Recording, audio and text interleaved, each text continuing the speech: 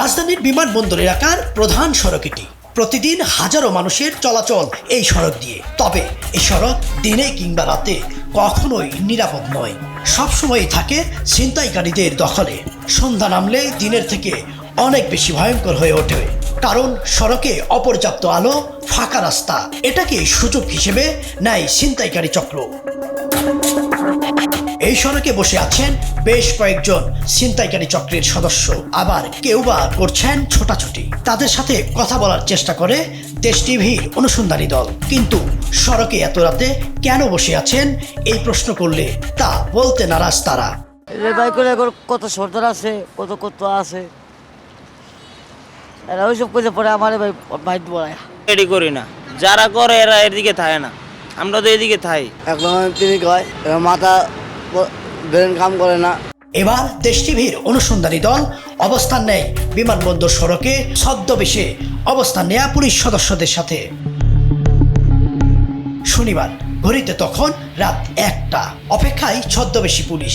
প্রায় 10 থেকে 15 মিনিট পর অভিযানে নামে পুলিশের আভিযানিক দল। ছিনতাইয়ের সময় হাতে নাতে ধরা পড়ে বেশ কয়েকজন সদস্য।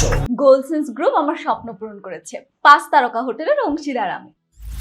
তাদের মধ্যে কয়েকজন এদিক সেদিক ছোটাছুটি করে পালিয়ে যাওয়ার চেষ্টা করে।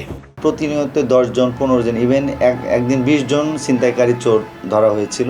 ভয় কিছুটা লাগেও তবু দায়িত্বের জায়গা থেকে আমাকে কাজগুলো করতে হয়। ছিনতাইকারী চক্রের দৌরাত্ম্য কমাতে কঠোর আইনি ব্যবস্থা গ্রহণের পরামর্শ অপরাধ বিশেষজ্ঞের।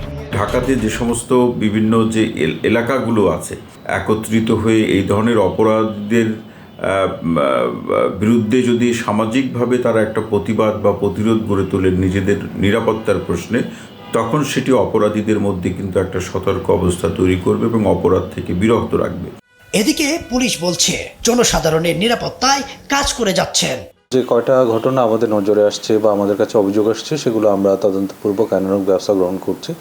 আপনারা জানেন সামনে যেহেতু ত্রয়োদশ সাধারণ নির্বাচন এবং গণভোট, সেই উপলক্ষে কিন্তু ইতিমধ্যেই আমাদের টহল কার্যক্রম, চেকপোস্ট এগুলো অনেকাংশে জোরদার করা হয়েছে। টহল জোরদার হচ্ছে, নজরদারি বাড়ছে, তবু প্রশ্ন থেকে যায় এই শহরে কি রাত নামলে নিরাপত্তা ব্যবস্থাও ঘুমিয়ে পড়ে?